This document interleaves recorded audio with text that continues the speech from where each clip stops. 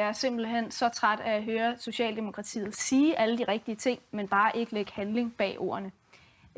Vi bliver nødt til at reducere det animalske landbrug kraftigt. Det har Klimaborgertinget jo faktisk også sagt, det borgerting, der blev nedsat med klimaloven. Så jeg er enig med lystfiskeren, der var heroppe før, at det her det er altså et spørgsmål om magt. Det er vanvittigt, at Landbrug og Fødevare får lov til at bestemme, at vi skal have en second opinion på noget forskning, der viser, at vi skal have reduceret kvælstofudledningerne og på den måde få udskudt hele processen med 2 år. Det viser ret tydeligt, at landbrugslobbyen har alt for meget magt.